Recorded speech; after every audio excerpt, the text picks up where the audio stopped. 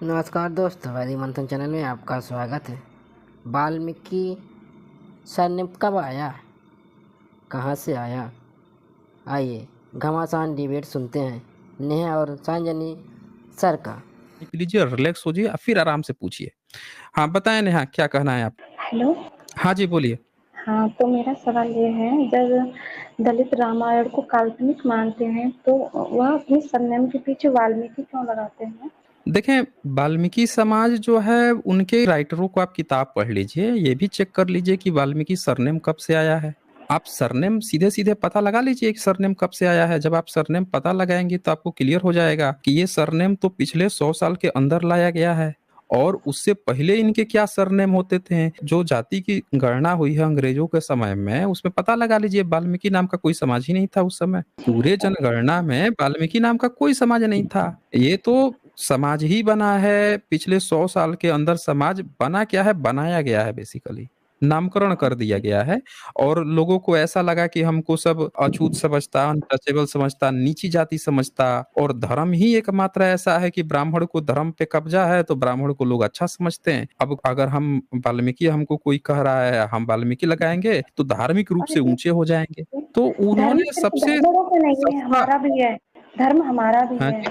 धर्म हमारा भी है, धर्म, सिर्फ ब्राह्मण। देखिए, धर्म किसी का नहीं है, धर्म किसी का नहीं होता है। धर्म सिर्फ जो है उन लोगों का होता है जिन्होंने उस पर कब्जा किया होता है, बाकी सब उनके कस्टमर होते हैं। आपका अगर धर्म है तो बता दीजिए आप हमें। अभी केदारनाथ में 200 किलो चोरी हुआ है सोना, 228 किलो या पता नहीं कितना किलो चोरी हुआ है सोना। कैसे चोरी हो गया, बता दीजिए। तो ऐसे तो हज में भी 1100-1200 लोग मारे गए हैं, उस पर भी कुछ बोल दीजिए अपने मुंह मुबारक से। हाँ, तो हम तो बोलते ही तो हैं। नहीं तो नहीं बोला हमारे यहाँ ना। तो यही बोला जाता है, हर एक चीज बोली जाती है। मुस्लिम के यहाँ जो गलत है वो भी गलत है, जिसके यहाँ जो गलत है वो गलत है। ये देखिए स्क्रीन पे, अभी यहाँ पे चोरी हुआ है। और दूसरी बात की, आपको ऐसा लग रहा होगा कि यहाँ पे इस्लाम की बात होनी चाहिए, तो इस्लाम की बात के लिए एक मुस्लिम बैठे हैं ना, कर तो रहे हैं। हम लोगों को अलग, बातों जिस से चीज पे हमको अलग से रिसर्च करनी पड़ेगी, और हम क्यों करें? हमारा अपना समाज है, हमारे अपने समाज में जागरूकता की बात है, तो हम पहले अपने समाज की बात करेंगे ना। आपके घर में आपका बच्चा भूखा हो तो आप जो है पड़ोसी के बच्चे को खिलाने जाइएगा पहले, हैं? मेरा कि बच्चा पहले कहिएगा मेरा कि हमारा अपना बच्चा बच्चा मेरे खिला लीजिएगा, फिर सोचिएगा कि भाई पड़ोस का बचता है तब पड़ोस को देखेंगे। यही कीजिएगा मेरा ना। बच्चा नहीं ये है, कोई देखें, अभी मेरा बच्चा नहीं है कोई। आपका बच्चा नहीं है, हम आपको एग्जाम्पल दिए ना। ये देखिए क्या लिखता है, 228 kg of gold missing from, आप ना म्यूट कर लिया कीजिए अपने को, मिसिंग फ्रॉम केदारनाथ टेम्पल। अब बताइए, ये वहां के शंकराचार्य बता रहे हैं यहाँ इतना जो है चोरी हो गया है, तो ये कौन से भगवान जी थे भाई? बता दीजिए आप हमें, कौन से ईश्वर थे? आप कह रही हैं कि धर्म है। किसका धर्म है? ये सोना कौन चोरी करके गया है? पब्लिक चोरी करके गई है, आप लिए हैं, चोरी किए हैं? बता दीजिए आप हमें। चोर को ढूंढना आपका काम थोड़ी ना, वो पुलिस का काम है, उनको करने दीजिए। तो ईश्वर किस बात के हैं फिर? हम्म। ये जो ईश्वर अल्लाह गॉड इतने सारे बना के रखे गए हैं, ये किस काम के लिए हैं? हाँ, तो संविधान है ना, संविधान है ना, अरे तो जब भरोसा रख। संविधान ही है तो फिर हमको धर्म की क्या जरूरत है, ईश्वर की क्या जरूरत है? तो मेरे अगर और सवाल संविधान है, आएंगे अभी, कॉन्स्टिट्यूशन, तो फिर रुको तो उनकी जरूरत फिर। क्या है फिर? हाँ, बोलिए। देखो, मेरे सवाल हैं। अच्छा ये बताइए, बौद्ध भिक्षुक ही क्यों होते हैं? बौद्ध डॉक्टर क्यों नहीं होते? पुलिस क्यों नहीं होते हैं? हाँ, इंजीनियर क्यों नहीं होते? जब भी मैं सर्च करती हूँ तो बौद्ध लिखती हूँ तो भिक्षुक अपने आप आगे आ जाता है। क्या मैं समझ भिक्षुक नहीं में। पाया आपकी बात को, आप क्या हाँ, कहना क्या चाह रही हैं? हम नहीं समझ पा रहे हैं आपकी बात को। बौद्ध। ओके, बौद्ध भिक्षुक ही क्यों होते हैं? बौद्ध भिक्षुक ही क्यों होते हैं? ई कौन आपसे कह दिया कि बौद्ध भिक्षुक ही होते हैं? पूरा ये वर्ड कौन बौद्ध बता दिया है भिक्षुक। भाई? मैं सर्च करती हूँ तो अपने आप बौद्ध भिक्षुक ही आता है। अरे भाई, तो आप सर्च क्या सर्च करती हैं बताइए तो? बुद्ध धर्म के 5 प्रिंसिपल बताइए तो, क्या है 5 प्रिंसिपल? अरे इतना नहीं पता मेरे को, तो बस इतना पता है बौद्ध भिक्षुक होते हैं। पूरी बात जानिए ना। जब आपने क्वेश्चन पूछा है तो पूरी बात जानिए। आपने कहा तो कि जब आप बताइए ना, सर्च आप करती हैं, बताइए ना, आप अब मैंने देखें, सवाल जब किया है आप, तो आप बताइए। हम वही बता रहे हैं ना, जवाब ही देने की तो कोशिश कर रहे हैं आपसे, कि जब भी आप सर्च करेंगी ना, तो बुद्धिज्म में जो भी बुद्धिज्म को फॉलो करता है, तो उसके अपने कुछ नियम होंगे। उस नियमों को जो फॉलो करता है उसको कहते हैं बुद्धिस्ट। उसकी 2 कैटेगरी होती है, एक भिक्षुक होगा और दूसरा गृहस्थ होंगे। जो भिक्षुक होगा उसके 10 नियम होते हैं, और जो गृहस्थ होगा, आप म्यूट कर लीजिए, आपको खांसी बीच में आती रहेगी, आप परेशान होती रहेंगी। ये देखिए, ये दिख रहा है आपको पंचशील। पहले पेज पे ही आपको ये दिखेगा पंचशील बौद्ध आचार, और जब आप इसको क्लिक करेंगे विकिपीडिया ही खुलता है, लोगों को यही लोगों ने बना रखा है। तो जब इसको आप क्लिक करेंगे तो ये देखिए, ये आपको पंचशील ये बताएगा। आप हिंदी पढ़ने आती है आपको? क्यों नेहा? हाँ आती है। तो ये पढ़िए, तो ये 5 नियम क्या क्या हैं बुद्धिज्म के? हिंसा न करना, चोरी न करना, व्यभिचार न करना, झूठ न बोलना, नशा न करना, है ना। हाँ, और नीचे ये जो 5 चीज जो फॉलो संस्कृत करता है, संस्कृत नहीं है, उसको कहते हैं पाली। ओह इसको अच्छा। पाली कहते हैं। हाँ, पाली में है पाणातिपाता वेदमणि सिक्खा पदम समादयामि। हाँ तो हाँ। ये 5 नियम है। हर बुद्धिस्ट, जो भी बुद्धिस्ट होगा, वो उसको ये 5 नियम कहना करना जरूरी है, तभी वो बौद्ध भिक्षु कहलाएगा या बुद्धिस्ट का गृहस्थ कहलाएगा। और जो भिक्षु होते हैं, वो भिक्षु का काम होता है कि लोगों में इस तरह की सद्भावना प्रचारित करना, और वो इसीलिए लोगों के घर जाते हैं, उनके घर में ये सब बताते हैं, अच्छी बातें बताते हैं, उनके घर से खाना खा के आते हैं। भारत का ये नियम रहा है कि कोई भी अतिथि आए उसको खाना खिलाओ, बुद्धिज्म ने सिखाया है ये। वो कहता है कि हमको सोना चांदी मत देना, हम आपके घर जाएंगे तो हमको पैसा वैसा ये सब मत देना, हमको बस आप खाना खिलाना, बदले में हम आपको एजुकेशन देंगे। तो बुद्धिस्ट जो है कभी भी आपसे पैसे वैसे इस तरह की डिमांड नहीं करते थे, सिर्फ खाना खाते थे। खाना खाएंगे और आपको ज्ञान देंगे। इतनी सारी यूनिवर्सिटी खोल रखे थे उन्होंने। लेकिन आप अच्छा। जब ब्रह्मनिज्म में मंदिर में जाएंगी तो वो क्या कहेगा, यहाँ पे फूल माला चढ़ाओ, उसको खरीदो, वहां से वो हमारी खरीद के आस्था आपका है, पैसा बर्बाद आस्था है होगा। हमारी, हमारी है आस्था है। फूल चढ़ा रहे क्या हैं, आस्था पत्थर है थोड़ी आपकी? ना फोड़ते हैं। अच्छा, पत्थर थोड़ी ना कैसा फोड़ते आस्था हैं। है वो? अच्छा, ये कैसी फूल आस्था चढ़ा है रहे जो हैं। फूल चढ़ा रही हैं आप? नहीं, कौन आस्था सी है आस्था है हमारी। फूल चढ़ाने की? हम्म, जरा ये बताइए, फूल चढ़ाने की कौन सी आस्था होती अरे है? तो मतलब क्या अच्छा, चाहे किस पत्थर ईश्वर फेंके, ने, पत्थरबाजी करें। आपके किस ईश्वर ने अपने कहा नहीं है सुनिए, कि ये पेड़ हमने तो दुख इसलिए मेरा बनाए अलग हैं? से है। 1 मिनट। आपके किस ईश्वर ने ये बात कही है कि ये पेड़ और फूल पौधे हमने इसलिए बनाए हैं कि जाना, उसको तोड़ना और तोड़ के हमारे ऊपर ही फेंक देना, और कहना कि हमने आपका आदर व्यक्त कर दिया? ये कौन से ईश्वर ने ये ज्ञान दिया है आपको? कौन, किसने आपको ये आस्था तुमको फूल, पकड़ाई है? अरे तुमको हम्म? फूल चढ़ाने से दिक्कत है क्या? देखें नेहा, यहाँ पे तू तड़ाक नहीं चलता है, ठीक है अरे ना? नहीं, मैं आपसे तो अगर तड़क तमीज से नहीं कह बातें रही हो हूँ। रही है, अरे सुनिए, हाँ, तो सुनो, आप मैं जो कह है रही हूँ, डिबेट नियम का पालन आपको कोई करेंगी। दिक्कत है क्या? हाँ जी, आपको कोई दिक्कत है क्या फूल चढ़ाने से? यहाँ हमने जो पूछा उसका जवाब आपने नहीं दिया। हम पूछ रहे हैं कि ये बताइए कि जो ब्राह्मणिज्म है उसमें क्या कहता है कि शूद्र को जूठा खाना दो, उनको ये हक नहीं है, अंत्यज जो है उसकी परछाई मत देखो, अच्छा, गांव से कहाँ बाहर लिखा है ऐसा? निवास कहाँ करे। लिखा है? आपको कहाँ लिखा है ऐसा? कहाँ लिखा आपको है? ये कहाँ लिखा है? बताइए, बताइए, कह रही हैं कहाँ कहाँ लिखा लिखा है? है? किताब खोलूं? हम्म? हाँ, एक एक कुछ बता दो। हाँ, रेफरेंस मत, कोई दलील दो मेरे को। चलिए, किताब खोल दी जाती है। ये कह रही हैं कि हाँ, एक उनको दलील दे रेफरेंस दो चाहिए। बस। हम्म। मनुस्मृति खोल लीजिए, चैप्टर 10 में। चैप्टर 10 है। हम्म। और वहां पे 56 नंबर श्लोक जो है, उससे पहले के 10 श्लोक आप देख लीजिए। आपको रेफरेंस ही रेफरेंस है, क्या क्या इन लोगों ने लिख रखा है, पूरे रेफरेंस है, रेफरेंस की कमी थोड़े ही है। हाँ ठीक है, तो मैं ये इसको सर्च करके मैं सर्च करूंगी, ठीक है, बाद में। मैं तब तक निकाल के दिखा देता हूँ ना आपको, आप अच्छा। Search okay. करेंगी। सब चीज लिख के बैठे हैं ये लोग। तो इसको हम धर्म थोड़े मान लेंगे कि कोई जाएगा और किसी व्यक्ति को मारेगा पीटेगा, और मार पीट के और फिर 11। कहेगा कि यह हमारा धर्म है। इसी तरह से आप फूल को तोड़ लीजिए, तोड़ के जो है कुछ भी कह दीजिए, इसको हम लोग थोड़े मान लेंगे। अरे आप मत मानो, आपको किसी ने बोला क्या? मत मानिए। मानने न मानने की बात नहीं है, पहले हम देख लेते हैं ना। हाँ जी, ये देखें, इस चैप्टर 10 में ए 54 नंबर ऊपर वाला श्लोक दिख रहा है आपको? हाँ। क्या लिखा है इसमें? अन्नम मेघा पराधीनम देयम स्याधीनम भाजने रात्रो न देखिए, तो आप विचरे। पंडिताइन लग रही हैं, ब्राह्मणी हैं क्या आप? पूरा संस्कृत पढ़े जा रही हैं। अच्छा, हिंदी क्या पढ़िए पढ़ना? थोड़ा, ओके हिंदी ओके। पढ़िए उसका। हिंदी किधर है इसमें? उसके नीचे उसका अनुवाद लिखा है। हाँ, राजाज्ञा से चिन्ह विशेष धारण किए हुए ये चांडाल उसके तथा ऊपर अच्छा, भरोसे हुए नौकरों के द्वारा टूटे फूटे बर्तनों में इनके लिए अन्न दिलवा दें। रात के समय गांव या नगरों में ये नहीं घूमे। हम्म अब बताइए, ये तो यहाँ नियम है कि उनको खाना तक भी नौकरों के द्वारा दिलवाना है और टूटे फूटे बर्तन में दिलवाना है। ये कौन सा नियम है भाई धर्म का कि आप अब कहिएगा ये हमारी आस्था है, क्योंकि हमारे ऋषि मुनि लिख के गए हैं कि लेकिन जो जो इसमें शूद्र सूर्य है शब्द अंत्यज का है है, उनको ऐसे दो। और ये सूर्य 55 शब्द नंबर का जरा है। लिखिए। हाँ, क्या कहा आपने? ये 55 इसमें नंबर शूद्र पढ़े का जरा। 55 नंबर। अरे ऊपर, अरे शूद्र ऊपर लिखा है ना, इन चंडालों और स्वपकों को। ये ऊपर से पढ़िए ना, यहाँ पे ऊपर से पढ़िए, ये सब लिखा हुआ है ना हाँ, ये देखिए 52 में। और 52 से भी पहले 51 में यहाँ लिखा है, ये देखिए क्या लिखा है। चंडाल तथा स्वपच गांव से बाहर निवास करें, अपपात्र हो, उनका धन कुत्ते तथा गधे हो, बैल गाय घोड़ा उनको नहीं पालना है। ये देखिए यहाँ लिखा है ना साफ साफ, बैल गाय घोड़ा। इसीलिए घोड़ा पर कोई चढ़ता है तो उनको बड़ा दिक्कत हो जाती है, क्योंकि धर्म में लिखा है कि बैल गाय घोड़ा उनको नहीं पालना है। गधा कुत्ता रख सकते हैं। 52 चंडाल जरा पढ़िए चंडाल तो के क्या। मतलब है? हाँ, चंडाल तथा स्वपच। चंडाल पता है किसको कहते हैं? हम्म, चंडाल आपको पता है? ये भी लिखा हुआ है इसमें चंडाल किसको, वो भी बताएंगे। पहले ये 52 पढ़िए जरा। 52 मेरे को 52 हिंदी में लिखा है इसमें, कौन सा वाला है मेरे तो आपको को? संस्कृत में पढ़ना है क्या आपको? हाँ, नहीं हम्म नहीं, 52 किधर है हम्म इसमें? हाँ, ऊपर है ना अच्छा, ये।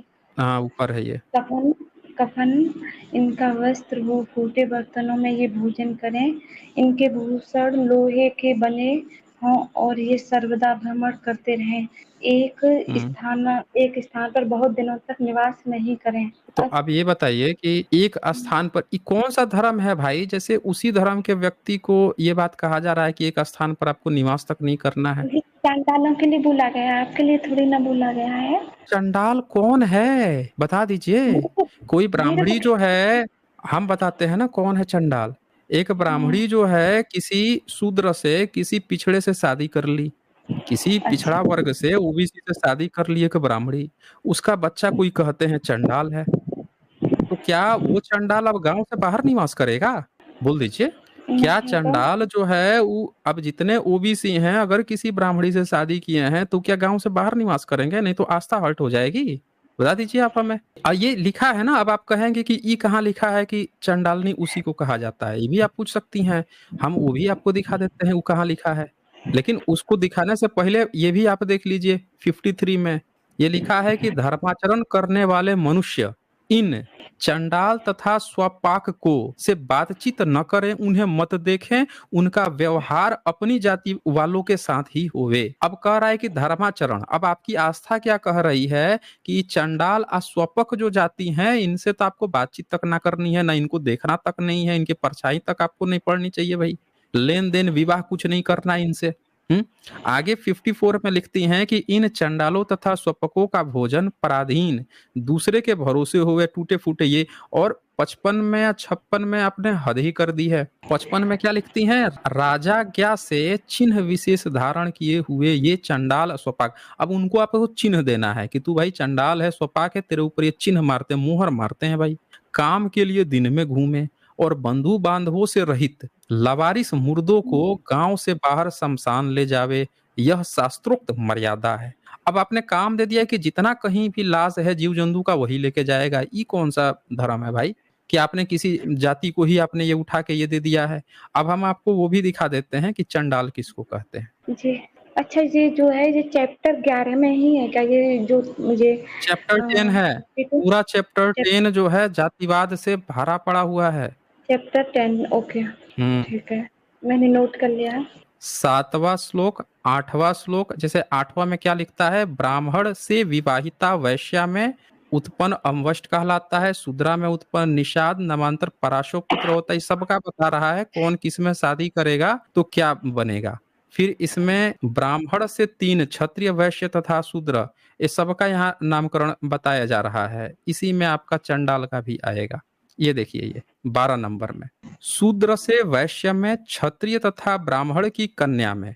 मतलब शूद्र जो है लड़का है और ब्राह्मण की कन्या में, ब्राह्मण की कन्या हो, उन दोनों की शादी से जो उत्पन्न पुत्र होगा तो लास्ट में क्या कहता है? मनुष्यों में निचतम चंडाल संज्ञक होता है।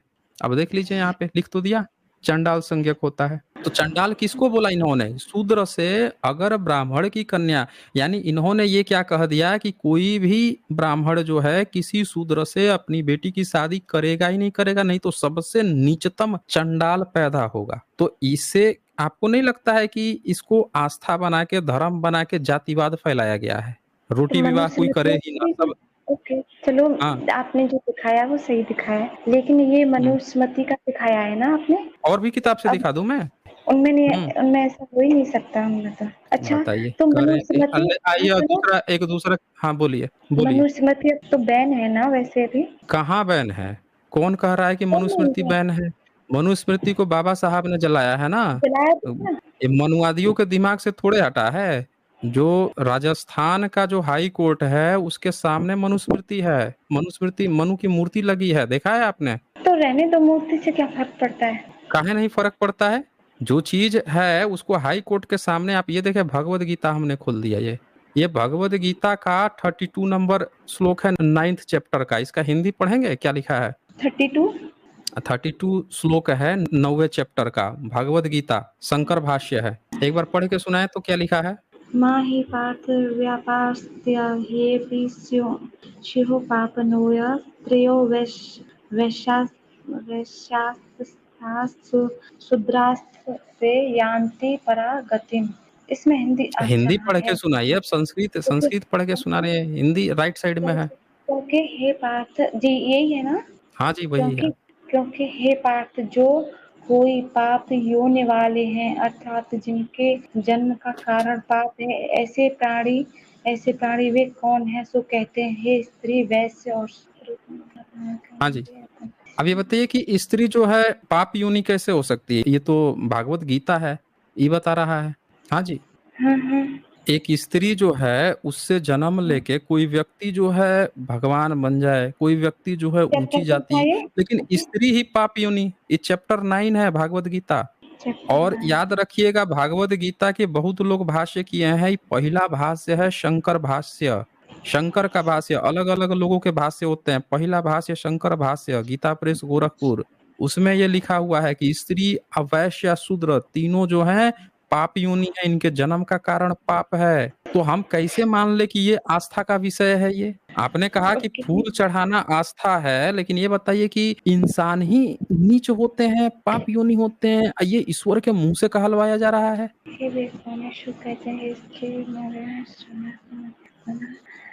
अच्छा, शायद हाँ जी, अर्थ में कोई, शायद समझने में कोई दिक्कत हो रही हो आपको, मेरे को नहीं शायद। हमको नहीं। अच्छा, आपको क्या दिक्कत हो रही है बताइए जरा, हम ही लोग सुन लें। बताइए क्या ओके, दिक्कत हो रही है आपको? मैं ये, इसका क्या मतलब है? अवलंबन, भाई अवलंबन। यहाँ लिखा है मुझे ही अपना अवलंबन बनाकर। अवलंबन मतलब होता है, एक तरह से आप डिपेंडेंट समझ लीजिए कि मेरे ऊपर अपना आधार बना के, मतलब मुझे अपना ही बेस बना के, या मेरे ऊपर ही डिपेंडेंट होके, मेरे ऊपर ही पूरी तरह से भरोसा करके, ये भी मतलब समझ सकती हैं, इसका ये मतलब हुआ। अच्छा जी, तो हम्म मैं सर्च करूंगी और इसके बारे में पूछूंगी, ठीक है। अच्छा जी, मैंने, बताइए हाँ आप। ये भी बेसिक जानकारी नहीं है। बोलिए, और क्या है आपको? क्या आप क्या बोल रही थी कि हम लोग क्या बोलते जा रहे हैं आलतू फालतू? आप यही कह रही थी ना कि हम कुछ भी बोले जा रहे हैं। बताइए क्या गलत बोल दिए हैं, बोलिए। तो आप देखिए, बिहार के सासाराम में सम्राट अशोक हम्म के 2300 साल पुराने शिलालेख पर मजार बना दी गई है। आप हम्म केदारनाथ पर बात कर रहे थे, और थोड़ा सा हम्म सम्राट अशोक के 2300 साल पुराने शिलालेख पर मजार बना दी गई, उस पर क्या कहेंगे? हाँ, तो हम तो कह ही रहे हैं कि भारत में जितने भी स्थान हैं, चाहे वो मुस्लिम ने लिया हो या चाहे ब्राह्मण ने लिया हो, उस सब के सब बुद्धिज्म के हैं। भारत में सब जानते हैं कि इस्लाम बहुत बाद में आया है, ईसाई बहुत बाद में आया है। तो इस्लाम ने जितनी भी अपनी चीजें बनाई हैं, इन जामा मस्जिद में जो बनाया है, इवन बतूता लिख के गया है।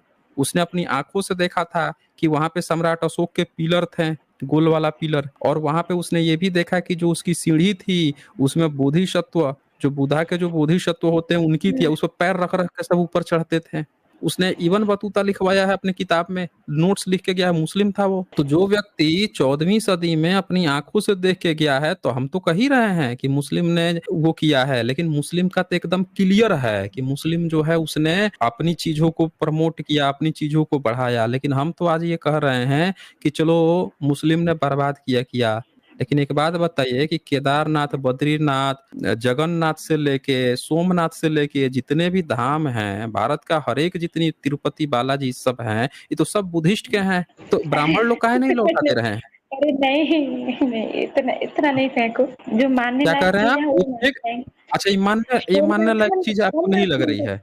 सोमनाथ हैं? मंदिर, सोमनाथ मंदिर सोमनाथ मंदिर आपको क्या लग रहा है? सोमनाथ मंदिर किसका है? हिंदुओं का है। कैसे आपको पता चला कि हिंदू का है सोमनाथ मंदिर? अच्छा, तो आपको कैसे पता चला कि वो दलितों का है? आपको कैसे पता चला भाई वो दलितों का है? भाई पुरातत्व कह रहा है, अच्छा, पुरातत्व कह रहा है, इस पर तो पूरी रिसर्च आ गई। 32 पेज की रिसर्च तो आई हमारे है कि सामने क्यों नहीं सोमनाथ। आई, हमारे सामने क्यों नहीं आई आप वो रिसर्च? आपके आपके सामने कैसे आएगी? सवाल सबसे बड़ा तो यही है ना कि आपके सामने कैसे आएगी। देखिए, ये हम आपको दिखाते हैं ना, आई तो थी, आप देखते नहीं है ना। चक्कर तो ये भी है ना कि जो रिसर्च आती है आप लोग देखते भी नहीं है। हम आपको दिखा देते हैं, ये न्यूज आई थी, और इस न्यूज को हाईलाइट तो आप करेंगे नहीं, क्योंकि आपको तो हर जगह हिंदू मुसलमान करना है, और सही न्यूज को तो आपको दिखाना नहीं है। ये देखिए न्यूज आई थी हिंदू दैनिक मुसलमान भास्कर कर, में, जरा अरे जरा सुनिए, पढ़िए तो इसको जरा। पुरातत्व विभाग का खुलासा, सोमनाथ मंदिर के नीचे 3 मंजिला इमारत और बौद्ध गुफाएं हैं। जमीन से 12 मीटर अंदर तक जांच की गई। अच्छा, रुकिए। बोलिए, पढ़िए पढ़िए हाँ जरा, उसको जरा पढ़िए तो। हाँ, पढ़ ली मैंने। तो क्या आपको क्या लग रहा है वहां पे? अरे ये फेक न्यूज है, क्या कहा आपने? फेक न्यूज है, फेक। कैसे ये अनुमान लगा लिया कि फेक न्यूज है? और टीवी इतना में तो आना चाहिए था ना, टीवी भारत के न्यूज चैनल पे। हिंदी न्यूज़पेपर में दैनिक जागरण के बाद से दैनिक भास्कर, हालांकि दैनिक जागरण से भी बेहतर पेपर है ये, लेकिन ये दूसरे नंबर पर भारत का सबसे लार्जेस्ट पेपर है। आप ये कैसे कह दी कि ये फेक न्यूज फैलाया है इसने? हिंदी और ये न्यूज। खबर जो आई है, एक मिनट, ये दैनिक भारत का भास्कर। जाना माना पेपर है, आप फेक न्यूज बोल रही हैं। और देखिए इसमें क्या लिखा है, पढ़िए, इतनी बड़ी ये न्यूज। पढ़िए तो जरा। 12 ज्योतिर्लिंग में से एक सोमनाथ मंदिर के नीचे 3 मंजिला इमारत होने का पता चला है। गांधीनगर और 4 सहयोगी संस्थाओं के आर्कियोलॉजी एक्सपर्ट्स ने इसका पता लगाया। यह जांच प्रधानमंत्री और सोमनाथ मंदिर के ट्रस्टी नरेंद्र मोदी के आदेश पर की गई। अरे आप बहुत जल्दी जल्दी हम्म वो कर रहे हैं। आदेश पर की पढ़िए गई। ना, कहाँ जल्दी जल्दी कर रहे हैं, पढ़िए आप। हम्म ओके, करीब 1 साल पहले मोदी ने दिल्ली में हुई एक मीटिंग में आर्कियोलॉजी विभाग को यह जांच करने को कहा था। मंदिर के नीचे एल शेप की इमारत, पुरातत्व विभाग, ये तो आर्टिकल है ना ये। अरे हम्म, यहाँ पे पढ़िए ना, आर्टिकल रिपोर्ट नहीं है, लिखा है, रिपोर्ट में बताया गया है मंदिर के रिपोर्ट में। नीचे एल शेप की इमारत। हाँ, हाँ, यह भी पता लगा है कि सोमनाथ मंदिर के दिग्विजय द्वार से कुछ दूरी पर स्थित सरदार वल्लभ भाई पटेल के स्टेचू के आसपास बौद्ध गुफाएं भी हैं। साइंटिफिक बताइए। तरीके हम्म साइंटिफिक तरीके से रिपोर्ट तैयार की है। एक्सपर्ट ने करीब 5 करोड़ रुपए की आधुनिक आधुनिक मशीनों से मंदिर के नीचे जांच की थी। जमीन के नीचे करीब 12 मीटर तक जीपीआर इन्वेस्टिगेशन करने पर पता चला कि नीचे भी एक पक्की इमारत है और प्रवेश द्वार भी है। 5 राजाओं ने मंदिर का जीर्णोद्धार करवाया। अब एक बात बताइए, एक सीधी सी बात बताइए कि जी। मंदिर जो है, ये मंदिर जो है, इसको जीपीआर इन्वेस्टिगेशन से आईआईटी गांधीनगर ने पता लगाया, और यहाँ साफ साफ देखिए कि जो सरदार वल्लभ भाई पटेल स्टेचू बनाया गया, वहां पे आसपास बौद्ध गुफा थी। एक बात जरा ध्यान दीजिएगा, अभी आपने क्या कहा कि मुस्लिम जो हैं उन्होंने कहीं पे सासाराम में क्या लिखवा दिया है उनके अभिलेख पे, तो मुस्लिम तो अफगानिस्तान मजाक में, बना लिया, हाँ, लिखा हाँ, है नहीं, मजार मजार बना बना। लिया है, मजार बना लिया है। तो चंद्रलामा देवी पर ब्राह्मणों ने भी तो कब्जा किया था। आप दोनों जो हैं संगी मुशंगी भाई भाई तो हैं, ये दोनों जो हैं भाई भाई हैं भाई, ये दोनों अरे कब्जा बिल्कुल करके भाई है। बैठे हैं। आप हाँ, अफगानिस्तान में बुद्धा का जो कहा जाता है पात्र, उस पे कुरान की आयतें लिख के बैठ गए हैं। जब अफगानिस्तान से उसकी वापसी की बात की गई कि तो बुधा का है भाई वापस तो भारत में, तो वहां पे कुरान की आयतें बोल रहे हैं कि नहीं इस पर अब जिसने भी लिखा है, चाहे पहले के लोगों ने लिखा या जिसने भी लिखा, कुरान की आयत है तो कैसे आप लोगों को दे दें? आपको भी ये तो अच्छा नहीं लगेगा ना कि उस पर मुस्लिम का कुछ लिख दिया गया है। तो आप लोगों की तो ये कहानी है। तो ये देखें यहाँ पे ये क्या कहता है कि 32 पेज की तैयार कर, पुरातत्व विभाग की 1 साल की जांच के बाद 32 पेजों की एक रिपोर्ट तैयार की। आप ये बताइए कि सोमनाथ मंदिर इन्होंने सरदार वल्लभ भाई पटेल बनाया, इनको जानकारी नहीं था कि वहां पे बौद्ध लेनी है, फिर भी बना दिया। और सोमनाथ मंदिर भी बनवा दिया। सोमनाथ मंदिर तो सरदार वल्लभ भाई पटेल ने बनवाया था, वो भी 1848 में बनाया, आजादी के बाद। तो आजादी के बाद जब बनवा रहे थे तो इनको जानकारी नहीं हुई खुदाई में? खुदाई नींव तो बहुत गहरी जाती है। इसी अरे तरह तो से अभी वैसे राम मंदिर बन रहा था, राम मंदिर का जब समतलीकरण चल रहा था, खुदाई वहां से भी बुद्धिज्म के अवशेष मिले थे। इसकी भी जब खुदाई हो रही थी तब भी अवशेष मिले होंगे, लेकिन भारत के बहुजन उस समय कुछ जानते नहीं थे तो चुपचाप दबा दिया गया मामला, मंदिर बना दिया गया। ओके, अब हाँ तकनीक ओके से पता चल रहा है, साइंटिफिक से, कि वो बुद्धिस्ट की जगह है। हाँ बोलिए। तो मेरे को बोलने दो थोड़ा सा। हाँ बोलिए जरा। हाँ तो मैं कह रही थी, तो बन जाने दो मंदिर। वैसे भी तो आप मंदिरों के खिलाफ है ना, पाखंडवाद के मंदिरों के, है ना? नहीं हम बन, उस अच्छा एक बात बताइए कि कमाई किससे बन, होती है? हाँ मंदिर से होती है, संग्रहालय से होती है, और देश को फायदा किससे होता है? टूरिज्म से होता है या मंदिर से होता है? तो अब ये बताइए, आप हर बात में मंदिर को क्यों ले आते हैं? मंदिरों का पैसा मतलब भंडारे में, गौ सेवा में, गरीबों के लिए उसमें यूज होता है, ठीक है? मंदिरों अच्छा का जो एक बात दान, अच्छा नेहा अगर एक कोई बात बताइए। गद्दार, हाँ जी बोलिए। एक सिंपली सी बात बताइए, आप किसी महिला का शोषण कर रहे हैं और फिर उसके बाद से कोई कहे कि नहीं महिला अधिकारों पे बात करनी चाहिए, तो आप कहेंगे कि अबे तुम लोग हमारी महिलाओं के बारे में काहे बात करते हो? आप ये कहेंगी? महिलाओं का शोषण कौन करता है? अभी तो हमने दिखाया आपको। अच्छा वो आपको उसको, हाँ क्या? अच्छा तो महिलाओं का हाँ शोषण और हाँ। दिखाऊं? आइए आपको और दिखाता हूँ। इंग्लिश इंग्लिश आप पढ़ लेती हैं ना? देखिए, मैं ना ऐसा है कि जो दो आपने दिए मनुस्मृति और भागवत गीता का, वो मैंने हम्म। नोट कर लिया। आज के लिए इतना ही होमवर्क रहने दो, अगली बार मैं तो थोड़ा सा ठीक सर्च करके ठीक है, तो आऊंगी। एक एक और दिखा देता हूँ, एक और दिखा देता हूँ। ये विवेकानंद की किताब है, जी ठीक है? जी। Complete works volume 3। और विवेकानंद ने यहाँ पे कुछ बात लिखी है। आप कह रही थी ना इतना मत फेंको, तो हमने यहाँ पे एक स्टेटमेंट दिखाया कि विवेकानंद का ही एक स्टेटमेंट दिखा रहे हैं। ये हाईलाइटेड किया है, दिख रहा है आपको स्क्रीन पे? दिख रहा है। Because the temple of Jagannath, अभी हमने आपको सोमनाथ दिखाया था, विवेकानंद जैसा जो हिंदू हृदय सम्राट है खुद लिख के गए हैं अपनी किताब में, because the temple of Jagannath is an old Buddhist temple. देख लीजिए ध्यान से। अब जी बताइए कि हमने जितना कहा कि ये जितने धाम हैं सब बुद्धिस्ट के हैं, तो सब कब्जा करके बैठे हैं ब्राह्मण, तो आप ब्राह्मणों से फ्री करवा दो। इस्लाम को तो आप यही सिखा रहे हो ना बहुजन समाज को, कि मुस्लिम तो बहुत दुश्मन है, मुस्लिम तो बहुत खराब है, देखो मुस्लिम लूट गया। तो हम कह रहे हैं कि चलो हम मान लिए कि वो खराब है। अब एक काम करें, जितने ब्राह्मण हैं, जितने ब्राह्मणों ने बुद्धिस्ट के कब्जा करके, उन सबको पहले वापस दिलाओ।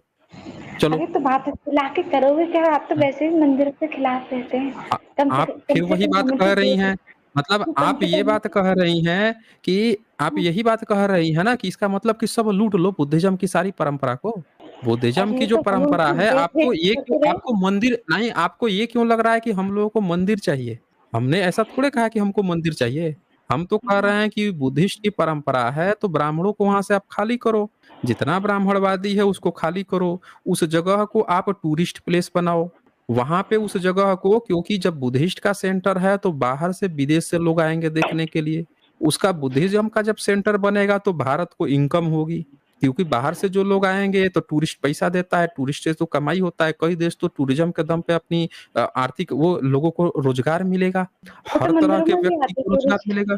नहीं, मंदिर मंदिरों में में भी आते रोजगार, आते मंदिर में सिर्फ आते ब्राह्मण बनिया को रोजगार मिला है। एक मिनट, आते। मंदिर से सिर्फ ब्राह्मण बनिया को रोजगार मिला है। और जो भंडारे, गौ सेवा और जो गरीबों के हम्म। लिए होता है, वो कहाँ से, मतलब हम अपनी जेब में क्या से क्या करते हैं या होता आप है? अपनी क्या जेब में होता से? है? नहीं क्या होता है गौ जरा हमें सेवा, बताएं तो, क्या होता गौ, है उसमें, हाँ, क्या गौ सेवा होता है?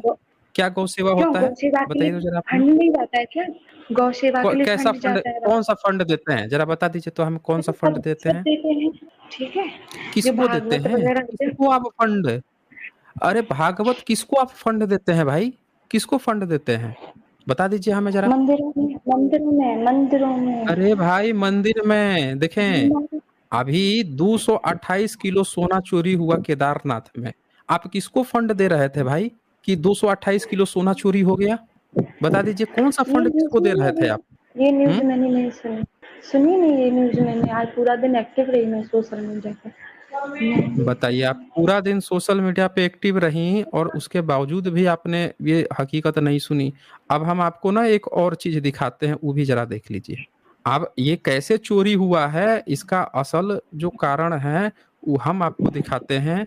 ये किताब देखिए, ये कैसे चोरी होता है मंदिरों से, कभी मूर्ति चोरी होती है, कभी सोना कैसे चोरी होता है। इसके लिए हमारी आस्था, हमारा धर्म जो है वो क्या कहता है, एक नजर देख लीजिए, आपको सारा खेल समझ में आ जाएगा। ये देखिए, ये है कौटिल्य के अर्थशास्त्र। एक काल्पनिक आदमी है, इसके नाम पे अंग्रेजों के समय में एक किताब लिखी गई है। इसमें चतुराई दिखाई गई, कितना चतुर व्यक्ति होता है। मतलब इसमें यह बताया गया है कि ब्राह्मण जो है कितना चतुर होता है। तो ब्राह्मण की चतुराई जरा इसमें एक नजर देखिए, अभी आपको पता चल जाएगा कि मंदिर से मूर्ति और सारी चीजें कैसे चुराई होती है। हाँ, ये पढ़िए जरा, अर्थशास्त्र का 5/2/1923। ये हिंदी अनुवाद है, इसको जरा एक बार पढ़ लीजिए। यही वाला। हाँ, यही वाला। देखिए चली गई है, नहीं आ गई है। पढ़िए, अगर सुनाई पड़ रहा है तो इसको जरा पढ़ लीजिए क्या लिखा हुआ है। हाँ, वैदेहक नामक गुप्तचर प्रचुर वस्तुओं और अनेक सहायकों को लेकर व्यापार करना आरंभ करते हैं। लोगों के बीच जब उसकी साख बन जाए और अमानत के रूप में तथा ब्याज आदि के लिए लोग उसके पास जब तक पूंजी जमा कर दें, तब अचानक ही चोरी हो जाने का ढिंढोरा पीटकर सारा माल राजा के लिए राजा के लिए हड़प लें। अब बताइए, ये ब्राह्मण इतना चतुर चालाक होता है कि इसके नाम पर, एक काल्पनिक चाणक्य के नाम पर ये ज्ञान दिया गया है अर्थशास्त्र में। क्या कहा रहा है कि एक जो है लोगों के बीच में जब साख बन जाए और अमानत के रूप में तथा ब्याज आदि के लिए लोग उसके पास जब काफी पूंजी जमा कर दें, तब अचानक ही वह चोरी हो जाने का ढिढोरा पीटकर सारा माल राजा के लिए हड़प ले। अब ये बताइए गलत कि है। जो गलत कैसे है भाई? यही तो आस्था है ये आपकी। गलत नहीं नेहा, आप है, ये ना आस्था तो बोल रही थी आस्था ना? है, ये गलत है। अरे, अरे ये गलत है। यही आस्था है। कैसे गलत है? ये आस्था है भाई ये। आप कहिए कि आपके धर्म ग्रंथ में, आपके किताब में लिखा है, आपके सबसे चतुर ब्राह्मण लिखवा रहा है, और ये तो कुछ नहीं है। ये भी देख लीजिए ना, ये लेकिन पढ़िए जरा। सोमनाथ मंदिर को तो महमूद क्या नाम था उसका, पूरा नाम क्या था, हम्म। महमूद गजनवी ऐसा कुछ नाम था, उसने लूटा था सोमनाथ मंदिर को, तो है ना? सोमनाथ मंदिर को जब उसने लूट लिया था 1948 में, जब मंदिर बनाया गया, तब तो बौद्ध लेनी अगल बगल है, नीचे है, तो नींव खुदाई हुआ था, तो बुद्धिस्ट मंदिर बनाना चाहिए था ना, कि नहीं, उसने बुद्धिस्ट टेम्पल नहीं को लूटा सुनिए, था। हम्म। लूट तो मुगल रहे हैं और नाम आप ब्राह्मणों का कर रहे हैं। अच्छा नेहा, एक बात बताइए कि आपसे आज से 500 साल पहले कौन किसने लूटा, आपके गर्दन किसने तलवार रखी, किसने आपका क्या शोषण किया, किसका क्या कर दिया, वो तो आपने नहीं देखा, सुना है। वो घट चुका है, सुन के दुख होगा। लेकिन एक बात बताइए, वो सेम काम आज की डेट में कोई कर रहा होगा, तब आप क्या कीजिएगा? यही बता दीजिए। वो सेम काम जिसको सुन के आपको दुख होता है कि हमारा छीन लिया, हमारा तोड़ लिया, मोड़ लिया, लेकिन आपके पास तो है नहीं टाइमर, टाइम मशीन कि आप पीछे जाके बदल पाएंगी। लेकिन ठीक वही काम आज के डेट में हो रहा हो, तो आप क्या कहेंगे कि पहले वाले को गाली देंगी, या आज में जो हो रहा है वहां पे सही करने का प्रयास करेंगी? बताइए आप अभी। देखिए मैं थोड़ा सा सर्च करूंगी तभी आपको जवाब दूंगी, ठीक है? तो एक बार इसको पढ़ लीजिए, जब जवाब देंगी तो जरा इसको पढ़िए, छल कपट वाला ही कौटिल्य पढ़ लीजिए। हम्म। कौटिल्य अर्थशास्त्र, ये कोई किताब है क्या? हाँ जी भाई, अर्थशास्त्र ही किताब है। अर्थशास्त्र ओके। कौटिल्य का ही, सबसे चतुर ब्राह्मण है इनके ना, सबसे चतुर ब्राह्मण है। एक बार पढ़िए ना, ये भी पढ़ लीजिए। ये पढ़ तो लिया था मैंने। अच्छा, ये नहीं पढ़ा। अरे वो दूसरा पढ़ा था ना, ये छल कपट भी सिखाते हैं ना, ये भी जरा एक बार सीख लीजिए। हे भगवान, राजकोष भगवान, के लिए। उसके ऊपर से पढ़िए, ऊपर से जी, पढ़िए। ओके।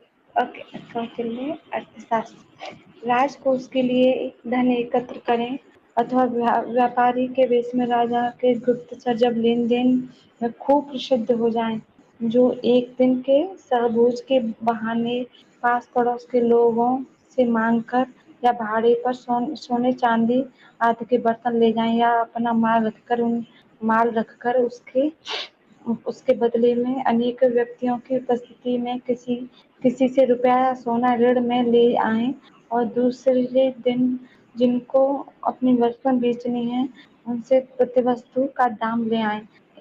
इन दोनों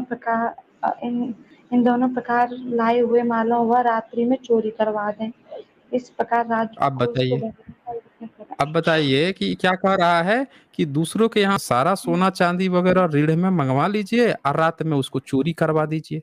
अब बताइए, जब ये किताब लिख के बताया जा रहा है कि सबसे चतुर ब्राह्मण चाणक्य ने लिखा है, तो हम ये कैसे मान लें कि एक मंदिर में जहां पे ये रहते हैं, बताइए 228 किलो सोना कम होता है भाई, हैं? 1 किलो में वेट होता है, 10 किलो वेट होता है, 40-50 किलो में वेट होता है, 228 किलो सोना है। और यहाँ किताबों में क्या लिखा हुआ है, सबसे चड़ाक ब्राह्मण क्या कह रहा है कि इन दोनों प्रकार लाए हुए मालों को वह रात्रि में चोरी करवा दे, अरे ये इस बताओ, प्रकार राजकोष को ये भरने का राजपूत भी यत्न तो करे। मतलब आपने कैसे हैं? अंदाजा लगा लिया कि ये कि मतलब ब्राह्मण ही है? ये राजपूत भी तो हो सकता है, जाट भी हो सकता है, बनिया भी हो सकता है, लेकिन आप तो नहीं हाथ नहीं, मुंह धो हम अच्छा ये बताइए कि कौटिल्य कौन था, आप ही बता दीजिए, कौटिल्य कौन था। हम तो काल्पनिक मानते हैं, ये काल्पनिक था, लेकिन ब्राह्मणों के अनुसार कौटिल्य कौन था, आप ही बता दीजिए, तो मैं बोल सर्च दीजिए करके कौटिल्य। बताऊंगी ना, बिना बिना जाने नहीं बोल सकते। बताइए, बिना जाने जो है ये बोल नहीं सकते हैं। अब लगता है कौटिल्य का एक और ज्ञान आपको दिखाना पड़ेगा।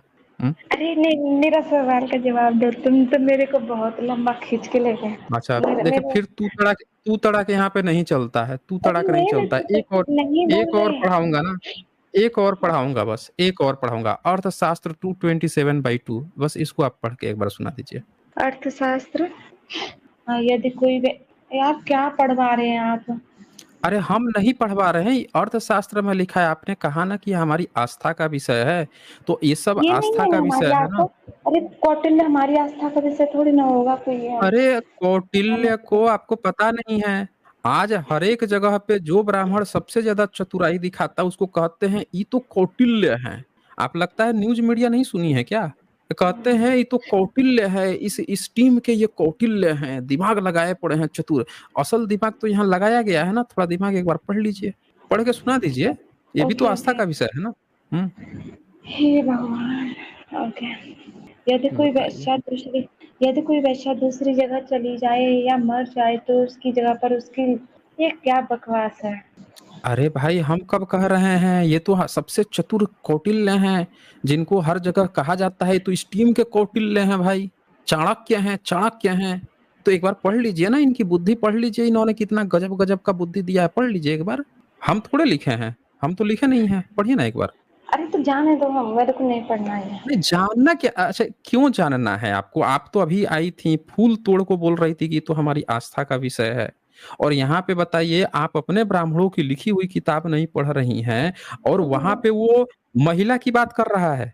आप कह रही थी मैं ना अभी कि ये कोई भी जाति का हो सकता है, तो एक बार पढ़िए ना वो महिला की बात, आप मैं महिला अधिकार पे ब्राह्मण चुप रहेंगी। मैं एक ब्राह्मण हूँ। महिला पे एक पुरुष बोल रहा है, और आप महिला होके महिला की बात नहीं पढ़ सकती, पढ़िए ना आप, महिलाओं के कौन सा अधिकार दे रहा है, एक बार पढ़ के सुनाइए जरा। ओके।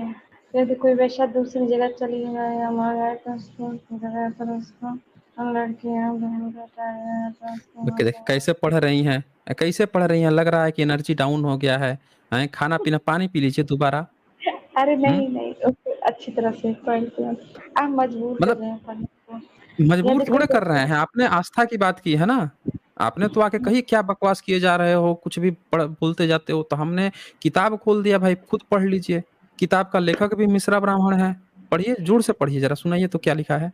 यदि कोई वैश्या दूसरी जगह चली जाए या मर जाए तो उसकी जगह पर उसको उसकी लड़की या को बिठाया अथवा उसका। देखिए देखिए, फिर एनर्जी डाउन हो गया आपका।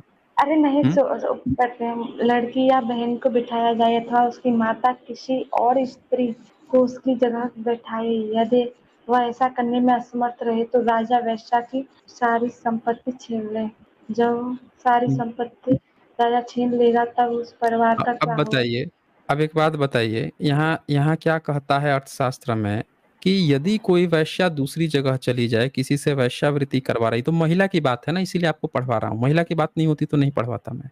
तो ओके, अब ये कौन सा वैश्या चैप्टर है? कहीं दूसरी ये जगह लिखा है ना, अर्थशास्त्र 227/2, चैप्टर अच्छा 2 है, 27 सर्ग है, 2 नंबर श्लोक है। कहता है अगर वैश्या कहीं चली जाए, मर जाए, तो उसकी लड़की या उसकी बहन को बैठा दो। ये बताइए कि उसकी बहन या लड़की को आप वैश्यावृत्ति में बैठा दोगे अगर वो चली गई तो? ये कौन सा नियम है भाई, कौन सी आस्था है?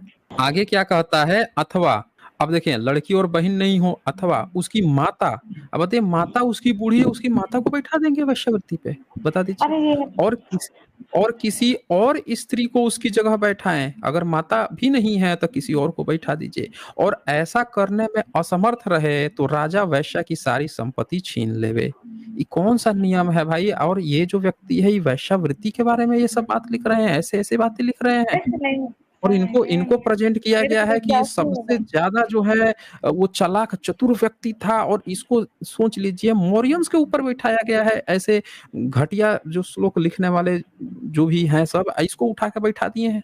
मेरे को विश्वास ही नहीं हो रहा है। कैसे विश्वास होगा आपको? अभी तो आप भाग रही हैं ना, समय होता तो हम आपको अभी ऐसी ऐसी चीजें दिखाते हैं। आपका आस्था की बात कर रही थी नहीं आप। नहीं अब नहीं, लेखक देखिए कौन है, ऐसे ये नहीं। देखिए लेखक, देखिए ये लेखक कौटिल्य अर्थशास्त्र कौन है? ये अनिल कुमार मिश्रा है। हाँ, तो ये मत समझिए कि किसी दूसरे ने लिखा है, ये ब्राह्मण ने ही लिखा हुआ किताब है, ये ब्राह्मण के बारे में।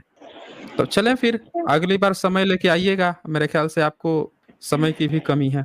तैयार होके आइएगा, अपनी किताब उताब थोड़ा अच्छे से पढ़ के आइएगा, फिर डिबेट अरे मेरा कीजिएगा। मेरा सवाल तो सुन लो, एक एक सवाल है मेरा। अच्छा जी, बोलिए बोलिए, क्या सवाल है? डॉक्टर भीमराव अंबेडकर के जन्म से पहले अगर शूद्रों को पढ़ने का अधिकार नहीं था, संविधान लिखने हम्म से पहले, तो अंबेडकर हम्म के पिताजी रामजी हम्म अंबेडकर क्या बिना पढ़े लिखे अंग्रेजी फौज में सूबेदार बन गए थे? अच्छा ये बताइए कि अंग्रेज अपने यहाँ नौकरी दिया था, ब्राह्मणों के यहाँ नौकरी किए थे वो? हाँ तो हम्म किए थे ना, पढ़े लिखे थे तभी तो तो नौकरी किए। पढ़े लिखे वही तो हम आपसे पूछ रहे हैं ना, कि जब क्या ब्राह्मणों के यहाँ नौकरी कर रहे थे या क्षत्रियों के यहाँ नहीं, नौकरी कर रहे थे? जब अंग्रेज के यहाँ नौकरी कर रहे थे, इसका मतलब अंग्रेजों की पढ़ाई पढ़े होंगे ना। और सूबेदार थे, सूबेदार की पढ़ाई क्या होती है? एक जो सूबेदार होता है, वहां पे सूबेदार का मतलब क्या होता है बता दीजिए? जो वहां पे कुछ लोगों को देखता है, उसमें कर रहे थे ना। पढ़े लिखे का अलग काम होता है। तो उन्होंने जो भी जरूरी जो चीजें होंगी वो अंग्रेजी शिक्षा में सीख के अंग्रेजों की उसमें थे। इसी तरह से छत्रपति शिवाजी के जो पिता थे, वो किसी क्षत्रिय के यहाँ वो थे, सूबेदार थे? बता दीजिए। छत्रपति शिवाजी का तो नाम सुनी होंगी अरे ना? पढ़े तो थे ना, उनको पढ़े थे संविधान कहाँ से पढ़े थे? पहले। कहाँ पढ़े थे भाई? अच्छा ये बताइए कि बाबा बहुत साहब अच्छा अम्बेडकर जो हैं, उनके पिताजी जो हैं, वो क्या अंग्रेजों के आने से पहले के थे क्या? 1835 में कौन सा एक्ट लगा था एजुकेशन का? हम्म 1835 में भारत में आया था ना। हम्म लॉर्ड नहीं, विलियम बेंटिक था। तो 1835 में जो एक्ट आया था, इंग्लिश एजुकेशन एक्ट जो आया था, उसके बाद ही तो सब लोग पढ़े थे, उसके बाद ही तो ज्योतिराव फूले जी पढ़े थे, उसके बाद ही उस एजुकेशन में भारत के बहुजन लोगों को पढ़ने का हक मिला है। ब्राह्मण ने कौन सी उनको पढ़ाई पढ़ा दिया था भाई? कौन सा वेद उपनिषद और ये सब पढ़ा? उसके अलावा उसको कुछ आता भी क्या था? तो वो कौन सी पढ़ाई पढ़ा दिया था इनको, जिसके कारण अंग्रेजों के यहाँ नौकरी अंग्रेज के यहाँ करते थे? यानी अंग्रेज ने अपनी एजुकेशन देके अपने लिए सेवा ले रहा था। इसी तरह छत्रपति शिवाजी महाराज के पिताजी मुगलिया सल्तनत के लिए काम करते थे, यानी उन्होंने जो अपनी एजुकेशन ली होगी वो मुगलिया सल्तनत के हिसाब से ली होगी। ब्राह्मणों के यहाँ ब्राह्मणिकल सिस्टम के कोई एजुकेशन नहीं था यहाँ पे बहुजनों के लिए। चलो इस बात की तो सफाई दे दी आपने, है ना? हम सफाई थोड़े दे रहे हैं, हम आपको हकीकत दिखा रहे हैं ना। हम आपको हकीकत दिखा रहे हैं। और अच्छा चलो ब्राह्मणिकल ग्रंथ में क्या इस लिखा बात की है? तो दिखा ये दो। एक संविधान से अ- पहले वहाँ के महिलाओं हम्म, को बोलने का अधिकार नहीं था, कुछ नहीं था। तो संविधान लिखने में 389 सदस्य थे, जिनमें 15 हम्म। महिलाएं थे। हाँ तो 15 संविधान लिखने में थे ना, तो संविधान लिखने में था ना। तो संविधान कि पहले अंग्रेज थे ना, आजादी थी ना, अंग्रेज से उनकी पहले। जिंदगी अच्छा, एक धर्म ग्रंथ का नाम बताइए जो महिला ने लिखा है, अभी पता चल जाएगा आपकी बात। चलिए थी। बताइए, एक महिला का नाम बताइए जिसने एक भी धर्म ग्रंथ लिखा हो, बताइए। एक भी नाम बताइए किसी धर्म ग्रंथ का जिसको किसी महिला ने लिखा हो, बोलिए। हाँ, मेरी नज़र में तो अभी पता नहीं, मैं सर्च करके बताऊंगी बाद में। ठीक है। बताइए, आप एक किताब का नाम नहीं बता पा रही हैं जो किसी भी महिला ने मैं लिखी हो। तैयारी करके हुँ? नहीं आई ना, तो मुझे को नहीं पता था, तो मैं आप हाँ, ऐसे तो सवाल आप करोगे मेरे को। आप ठीक है। जो है ना, आप एक काम कीजिए, आप इसको अच्छे से तैयार कीजिए और ये याद करके आइए कि ये जो ब्रह्मनिज़्म की जो किताबें हैं, जब ब्राह्मणों ने लिखा है, तो उसमें मेरे को से ब्राह्मणों कोई से तो कोई लेना देना नहीं ना, मैं ब्राह्मण हूँ। है। मैं ब्राह्मण नहीं हूँ। ठीक है। तो आप मैं ब्राह्मण ब्राह्मण नहीं नहीं हैं, तो एक रुक जाइए ज़रा यहाँ पे। हूँ। ओके। आप किसी भी धर्म में एक महिला का नाम बताइए जिसने अपने धर्म ग्रंथ में लिखा हो, उसके सबूत हों। एक भी किसी का नाम बता दीजिए आप। आपको कोई धर्म याद है जिसमें कोई महिला जो है उसने किताब लिखी हो? किसी भी धर्म में?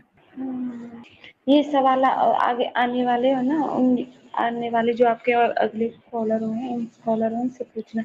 मेरा अगला सवाल हम तो आपको दिखा देते हैं ना, हम आपको दिखा देते हैं ना। ये स्क्रीन पे दिख रहा है आपको? ये स्क्रीन पे आपको किताब दिख रही है? हार्वर्ड यूनिवर्सिटी, क्या लिखा है? हार्वर्ड यूनिवर्सिटी प्रेस, दिख रहा है आपको स्क्रीन पे? हाँ, बुद्धिस्ट अब बता दीजिए आप, इसमें क्या लिखा है? किताब का नाम जरा पढ़ के एक बार सुनाइए तो सब लोगों को। किताब का नाम क्या है? गाथा कौन सी है? जोर से जरा पढ़ के सुनाइए ना। आपने यही कहा ना कि महिलाओं को हक, अभी पता चल जाएगा ना पूरी दुनिया में महिलाओं को पढ़ने लिखने का अधिकार किसने दिया। अच्छा, हम्म, मेरे पढ़िए। मेरे साथ तो स्कूल में एक भी दलित लड़की नहीं पढ़ी थी। ठीक है, 10th क्लास तक एक भी दलित बच्चा नहीं पढ़ा था। यहाँ पे हमने आपसे क्या कहा कि दुनिया में इतने सारे धर्म हैं, किसी एक धर्म का तो नाम बता दीजिए जिसने अपने धर्म ग्रंथ अपनी महिला से लिखवाई हो। हमने यही पूछा था ना। अब ये सामने स्क्रीन हमने खोल दिया है, ये सब जानते हैं कि दुनिया के किसी धर्म ने अपने महिला को कोई हक नहीं दिया। और ये किताब है हार्वर्ड यूनिवर्सिटी प्रेस ने छापी है, थेरी गाथा किताब है, poems of the first Buddhist women. महिला जो है, बुद्धिज्म ने ही सिर्फ दुनिया का एकमात्र धर्म है जिसकी ये किताबें अवेलेबल है। Theri Gatha poem first Buddhist women, translated by Charles Halsey. और ये आप ये देखिए इनके बारे में क्या लिखा है, ये देख लीजिए, पढ़ लीजिए ये women, Theri Gatha poems of first Buddhist women. तो ये महिलाएं कब की थी, कौन सी सदी की थी? हम्म, अच्छा, तो संविधान के हिसाब से ये तो बौद्ध देखिए, धर्म हिंदू धर्म का ही अंग है। ये स्क्रीन पे लिखा है यहाँ पे, the Theri Gatha composed more than 2 Melania अगो। आप देख लीजिए ना, 2000 साल पहले जो है वहां, उससे पहले ये कंपोज किया गया था। आज से 2000 साल पहले बुद्धिस्ट जो हैं वो किताबें लिख रहे थे थेरी गाथा। अब देखें, कोई कमेंट में लिख रहा है गार्गी। मैं आपको बता दूं कि गार्गी बुद्धिस्ट महिला थी, उसके इंस्क्रिप्शन, रॉक इंस्क्रिप्शन के सबूत हैं कि गार्गी नाम नहीं गागी होता है, वो बुद्धिस्ट थी। आपने नाम जब बताया गार्गी संविधान तो उसका नाम, उसके सुनिए। किताब का नाम बता दीजिए। यहाँ तो थेरी गाथा किताब का नाम आ गया ना। हाँ हाँ, बोलिए। ओके। हाँ, संविधान के हम्म, हिसाब से तो बौद्ध धर्म हिंदू धर्म का ही अंग है। संविधान के कौन हिसाब बोल से। दिया आपसे, कौन बोल कौन दिया बोल आपसे? दिया? मैंने सर्च ये किया कहाँ है। से, ये कहाँ से व्हाट्सएप यूनिवर्सिटी है? मैं गूगल पे सर्च की थी। ये व्हाट्सएप यूनिवर्सिटी कहाँ से पढ़ के आ गई हैं भाई कि उसके हिसाब से ये है वो है? तो आप खुद ऐसे देख थोड़ी लेना। होता है। और उसमें 22 देवी देवताओं यहाँ का सबूत की बात संविधान है। आती है ना। अच्छा, तो बिना आप सबूत ऐसे के करिए, केवल ये कह देना स्क्रीन ये शेयर कर इसका अंग है, सकते उसका अंग है, ऐसे थोड़ी होता है। आप हम्म, स्क्रीन शेयर कर सकते हैं। मैं नहीं, मेरे पास फोन है तो मैं नहीं कर सकती स्क्रीन शेयर। ठीक है। हाँ तो आप कर दीजिए, बता दीजिए कहाँ पे क्या है, हम लोग देख फोन से लेंगे, नहीं सबूत दे होती। दीजिए आप। फोन से नहीं होती, लैपटॉप होना चाहिए या कंप्यूटर। कुछ तो सबूत देंगे ना, बिना सबूत के हम लोग कैसे मानेंगे? उसमें 22 देवी देवताओं का भी जिक्र है संविधान में। ठीक है। अरे 22 अच्छा, देवी अच्छा देवता का नहीं जिक्र है, आपको नहीं जानकारी है ना, चक्कर तो यह है कि अच्छा आपको जानकारी ही हाँ, नहीं है। अच्छा अच्छा हाँ, सुनिए। आप हम्म। लोग कभी मलाला, मुता, खतना, हिजाब, पर्दा जैसी कुरीतियों पर भी लड़ो। मैं समझूंगी कि तुम वास्तव में नारी सम्मान और पाखंड के खिलाफ युद्ध करते हो। देखें, हमारा जो भारत का इतिहास है ना, उसमें सारा हमेशा ठेका से ही महिलाओं का, सारा ठेका हमारा हमेशा ही से ही है। एक, हाँ वही बता रहा हूँ, हमारे भारत का जो इतिहास है, महिलाओं को हमेशा हक मिला है। तो जितने लोग भी भारत के लोग जो कन्वर्ट होके मुस्लिम बन गए, किसी ने तलवार रख दी, किसी ने जबरदस्ती बना दिया, किसी ने जो है कहा कि जान बचानी है तो बन जा, किसी ने ब्राह्मणवाद से तंग आके खुशी खुशी बन गया, किसी को दो चार बीवियों से शादी करनी थी इसलिए बन गया। अब वो अब हुआ है क्योंकि बाबा साहब के कॉन्स्टिट्यूशन के बाद से तो रोक लग गई कि आप मल्टीपल शादी नहीं कर सकते। तो यहाँ पे उसके बाद से बहुत सारे जो सो कॉल्ड थे उनको दो बीबी तीन बीबी रखनी थी तो मुस्लिम बन गए, कई को तो यूट्यूबर बने घूम रहे हैं। तो वो ये सारी चीजें जो है ना, कौन लोग करते हैं, ये भारत की परंपरा नहीं है, ये ब्राह्मणिज्म की परंपरा है। मल्टीपल शादी करना, ये करना और उनको अकबर को दरबारी बना के बैठना, ये सब ये लोग किए हैं। हम लोग हमेशा ही भारत का जो समण कल्चर है, हमेशा ही महिलाओं का अधिकार दिया है। इसीलिए भारत में तारा देवी मिलती हैं जिसको ये दुर्गा काली बना के पूज रहे हैं। इसीलिए भारत का जो पूरा इतिहास है, आप यहाँ पे एक एक करके सारी स्ट्रीम देखेंगे, आपको सारा कॉन्सेप्ट क्लियर हो जाएगा। अब बात आ गई कि आप इन इन मुद्दों पर बात कीजिए, तो हम क्यों इस्लाम में सुधार करेंगे भाई? हम कौन होते हैं इस्लाम में सुधार करने वाले? हम तो कहेंगे कि जो लोग भी भारत के जो कन्वर्ट होके किसी भी कारणवश मुस्लिम बन गए, वो घर वापसी कर लें, घर वापसी करके अपने समण कल्चर में आ जाएं, अब फिर से वो सारे अधिकार, हक अधिकार जो हैं उसके लिए संघर्ष करें, अपने सही कल्चर को पहचाने। तो आपने हमको एक किसी भी दूसरे स्ट्रीम धर्म में देखें, हमको किसी दूसरे धर्म में हमको वो नहीं करना है, सुधार नहीं करना। हमारा, हम भारतीयों का अपना कल्चर है, लोग आए, वापस आए, जिस किसी दुख के कारण से उनको कन्वर्ट होना पड़ा था उसको छोड़ दें, घर वापसी करें और घर वापसी करके अपना सही से रहें। आप मेरे को बार-बार म्यूट करे दे रहे हैं, ठीक है? देखिए, आप तो आप रोएंगी ना, आप रोएंगी क्योंकि अब मुझे लगता है कि अब आपको भागने का समय है अब, है ना? अरे मैं रो नहीं रही, मैं बता रही हूँ, आपने एक हाँ। भी स्ट्रीम तो शिक्षित या हम्म। ऐसे लोगों के ऊपर नहीं की जो पढ़ना नहीं चाहते, या शिक्षित, शिक्षा या शिक्षित ऐसे वर्ड यूज़ नहीं किए आपने, सिर्फ़ आप आपने ब्राह्मणवाद किया के है, टॉपिक पे। आपने किया हाँ, है, हाँ, मैं पढ़ी आपने हूँ। किया है, हाँ, क्या किया है आपने? मैंने स्कूल का मुँह देखा है, लेकिन मैं जब अपने 10th क्लास तक थी, मैंने एक भी दलित बच्चे को स्कूल में नहीं देखा। कौन से स्कूल में आप पढ़ती थी भाई? मदरसा वदरसा तो नहीं ना चली गई थी? हम्म। नहीं मदरसा नहीं था, स्कूल ही था। तो फिर, तो स्कूल हाँ, में आपने एक क्यों नहीं देखा हाँ, फिर? आप देखो वहां पे नहीं जाके आप वहां पे जाके सूंघती थी क्या कि कौन कौन सी उसका है? कैसे आपको हाँ, पता चल गया मैं फिर? बता अरे हम्म। मैं जब 3rd क्लास में थी तो एक सिर्फ़ एक लड़का आता था, तो वो सिर्फ़ 1 हम्म। साल तक ही पढ़ा था। उससे कोई भेदभाव भी नहीं होता था, खूब जैसा हम पढ़ते थे वो भी ऐसे ही पढ़ते थे। फिर एक हम्म। 5th क्लास में एक लड़की आई थी, वाल्मीकि समाज से थी वो, है ना? वो हम्म। भी एक ही साल पढ़ी, वो भी वहाँ से चली गई। फिर जब मैं 9th क्लास में आई थी तब एक एक जाटव नाम के, वो जाटव सरनेम था उसका, जब वो लड़की आई, तो 10th अच्छा, क्लास तक एक बात 3 बताइए, बच्चे। इतने हुँ, इतने सारे लोग हैं उसमें से आप बार बार दलित दलित वाल्मीकि समाज ही क्यों कर रही हैं? ये बताइए मैं जरा आप बता हमें। आप भी तो ब्राह्मण ब्राह्मण करते रहते हैं, आप भी तो नहीं, राजपूत ब्राह्मण तो बुला हम कर तो, बनिया नहीं बुलाकर हम यहाँ लोग तो, हमें भी थोड़ा-सा ओहदा दो। हाँ, हम भी क्या क्या तुम्हें क्या बोल रही हैं? फिर से रिपीट करें जरा, फिर से रिपीट करें अपनी बात को। हम भी हमको भी तो थोड़ा ओहदा दो। ब्राह्मणों के मतलब उनको ही तुमने ऊँचा बना दिया, ब्राह्मण, हाँ, ब्राह्मण जहाँ जाओ वहीं ब्राह्मण ब्राह्मण। हम राजपूत भी तो इस तो दुनिया में हैं। आप अच्छा, आप राजपूत हैं? बताइए, ये राजपूत हैं। अब मैं आपको महाभारत खोल के दिखाऊं क्या कि क्षत्रियों की अरे उत्पत्ति कैसे हुई थी? हम्म। अरे तो आप मेरे को नहीं, आप अपनों को बताइए कि तो पढ़ें-लिखें, अब ठीक अब है? ये बताइए आप हमें, हमारा चलिए एक धर्म एक ग्रंथ एक लेके यहाँ पे आपका एक अमृतम में प्रश्न निकालते था, हैं। एक प्रश्न था आपका एक प्रश्न था कि संविधान में तो राम का भी फोटो है, 22 देवी देवताओं का फोटो है। जी, आपको नहीं पता है कि जो 22 पेंटिंग है वो लेकिन अपराध जी बोली, वो देखो जब मैं संविधान आपसे के 4 देखो साल बाद, संविधान बनने के 4 साल बाद बनी है वो। ये आपको पता है ये चीज कि वो फोटो जो है, कॉन्स्टिट्यूशन 1950 में, 1947 में देश आजाद हुआ और 1926 जनवरी 1950 में संविधान लागू हो गया। लेकिन जो फोटो इसमें लगी है वो फोटो बनी थी 4 साल बाद। ये आपको जानकारी है? बोलिए। ये आपको इस बात की जानकारी है? नहीं जानकारी है? तो जरा इसको जानकारी ले लीजिए आप ध्यान से। ये देखिए क्या लिखता है ये, भगवान राम कृष्ण से लेकर अकबर टीपू सुल्तान तक, उस 22 देवता नहीं है, अकबर भी है, टीपू सुल्तान भी है। भारत के संविधान में छपी हैं ये 22 पेंटिंग्स। अब ये जरा आप ध्यान से देख लीजिए। ये 26 जनवरी 1950 को लागू हुआ था और 22 पेंटिंग बनाई गई थी। और ये कब बनाई गई थी? शांति निकेतन के नंदलाल बोस ने और उनके छात्रों द्वारा बनाई गई थी। तो उसमें अकबर भी है, टीपू सुल्तान भी है, ठीक है, सम्राट अशोक भी हैं, 4 शेर ये सब भी हैं, ये बैल वगैरह भी है, बहुत सारी चीजें हैं। तो ये मत आप समझिए कि केवल आपके देवी देवता बनाए गए हैं। इन्होंने क्या किया, सबको उठा के ना बुद्ध को भी डाल दिया।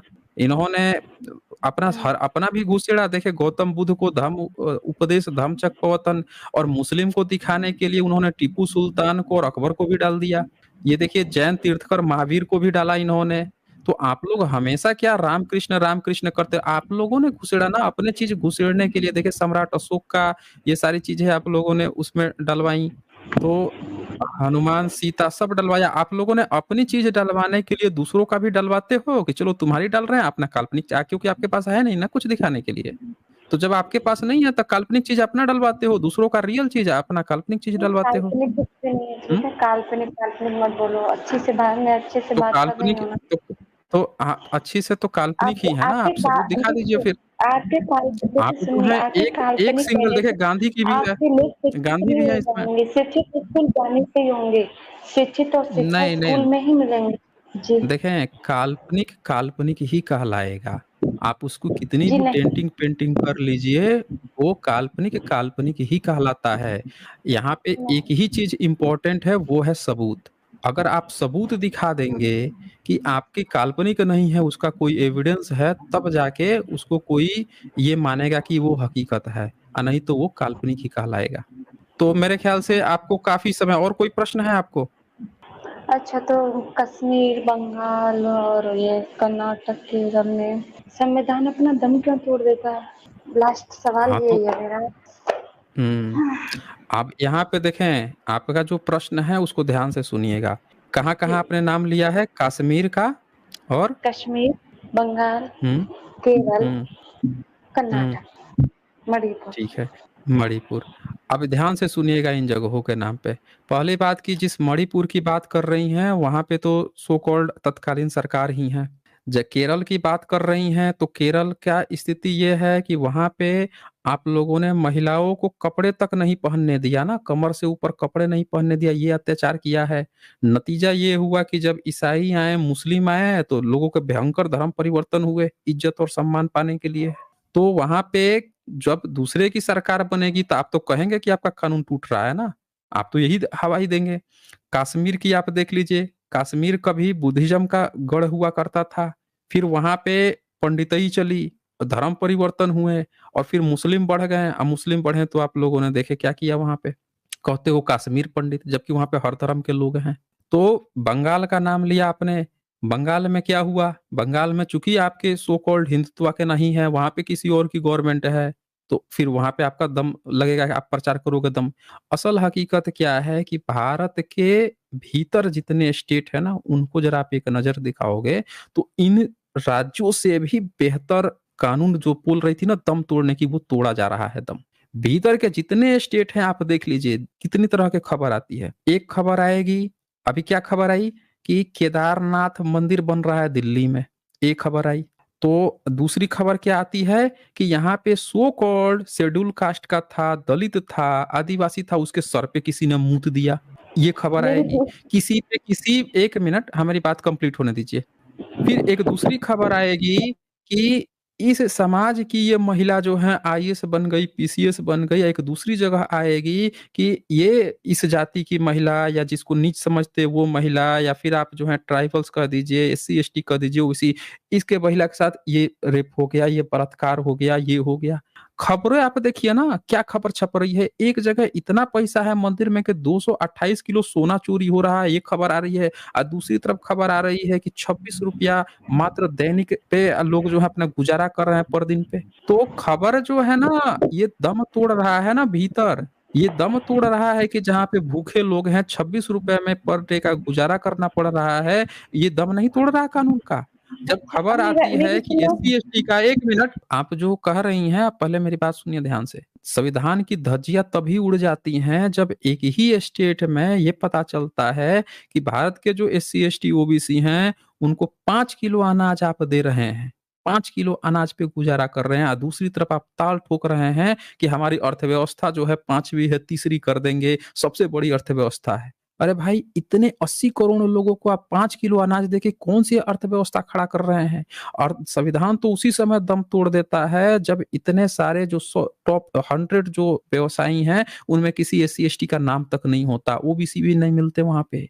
संविधान तब दम तोड़ देता है जब 10%, 9.5% बिहार जनगणना के अनुसार 9.5% जो ब्राह्मणवादी हैं, जो अपने को ऊँची जाति बोलते हैं, उनको आप 10% ईडब्ल्यूएस सुदामा कोटा दे देते हो और देश की 64% जो जनसंख्या है ओबीसी की, वहाँ के ईबीसी, जो बीसी की, उनको आप मात्र 27% दे रखे हो। ये संविधान दम नहीं तोड़ रहा। संविधान तब दम तोड़ देता है जब पिछले 1000 साल से आपने 100% एजुकेशन का आरक्षण ले रखा था और देश आजाद होने के बाद से आपने अब क्या है, फिर से आरक्षण 10% ले लिया, जबकि 9%, 9.5% आपकी जनसंख्या है। तो आप ना, हर जगह आपका दम तोड़ रहा है संविधान, क्योंकि आप लोग बैठे हो संविधान लेके। जिस दिन बहुजन समाज के हाथ में ये सारी चीजें होगी ना, तो कोई भी चीज नहीं दम तोड़ेगी, हर एक चीज सही ढंग से इम्प्लीमेंट होगी। चलें नेहा जी, बहुत समय दिया आपको मैंने। आगे